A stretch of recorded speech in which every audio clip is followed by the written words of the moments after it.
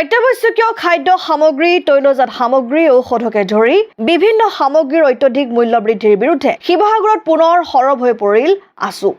বুধবাৰে শিৱসাগৰ জিলা ছাত্ৰ সন্থাই অত্যাৱশ্যকীয় সামগ্ৰীৰ মূল্য বৃদ্ধিৰ বিৰুদ্ধে শিৱসাগৰ চহৰত ৰূপায়ণ কৰে বিক্ষোভ কাৰ্যসূচী। হাতত কাঁহী বাতি লৈ আলু পিঁয়াজৰ মালা পিন্ধি সমদল উলিয়াই বিক্ষোভ প্ৰদৰ্শন শিৱসাগৰ জিলা ছাত্ৰ সন্থাৰ।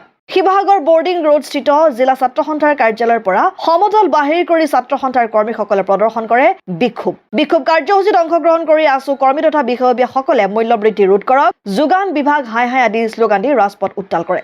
সদৌ অসম ছাত্ৰ সন্থাৰ আহ্বানত আজি সদৌ শিৱসাগৰ জিলা ছাত্ৰ সন্থাই শিৱসাগৰ চহৰত এই বিক্ষোভ কাৰ্যসূচী ৰূপায়ণ কৰি অত্যাৱশ্যকীয় খাদ্য সামগ্ৰী, ইন্ধন, জীৱনদায়িনী ঔষধকে ধৰি যিসমূহ সামগ্ৰীৰ মূল্য নিয়ন্ত্ৰণ নোহোৱাকৈ চৰকাৰখনে চলিবৰ কাৰণে এটা বাট মুকলি কৰিছে। এই বিষয়টোৰ আমি তীব্ৰ বিৰোধিতা কৰিছোঁ। আমি চৰকাৰক ইয়াৰ পৰা দাবী জনাব বিচাৰিছোঁ, যি সময়ত সমগ্ৰ দেশত সাধাৰণ নিৰ্বাচন চলি আছে, সেই সময়ত জনসাধাৰণক মূল্যবৃদ্ধিৰ জৰিয়তে ৰাম টাঙোন সোধোৱা হৈছে আৰু জনসাধাৰণৰ ভোটেৰে চৰকাৰৰ গাদীত বহি থকা এখন যিসকল মন্ত্ৰী বিধায়ক আছে তেওঁলোকে আচলতে জানিব লাগে যে জনসাধাৰণৰ যিখিনি দুখ, সেই দুৰ্দশা উপলব্ধি কৰিবৰ কাৰণে তেওঁলোকক আমি আহ্বান জনাইছোঁ।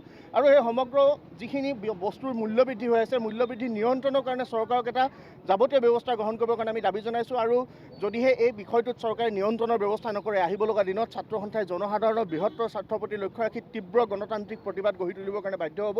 আৰু যেতিয়ালৈকে মূল্যবৃদ্ধি হ্ৰাস নহ'ব, তেওঁলোকে মূল্যবৃদ্ধিত নিয়ন্ত্ৰণৰ ব্যৱস্থা নকৰিব, ক'লা বেপাৰীৰে মিত্ৰালি কৰি থাকিব, তেতিয়ালৈকে কিন্তু জনসাধাৰণক তেওঁলোকে কেৱল আঁচনি ঘোষণা কৰি কেৱল আঁচনিৰে জনসাধাৰণক যদি চলাই থাকিম বুলি ভাবিছে, ভোট বেংক সৃষ্টি কৰিম বুলি ভাবিছে, এই কথা কিন্তু জনসাধাৰণে গ্ৰহণ নকৰে। এই কথা চৰকাৰক উপলব্ধি কৰিবৰ কাৰণে আমি দাবী জনাইছোঁ।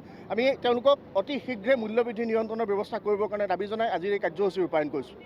শিৱসাগৰৰ পৰা চৈয়দ মুস্তাকুৰ ৰহমানৰ ৰিপৰ্ট, অসম আদিত্য।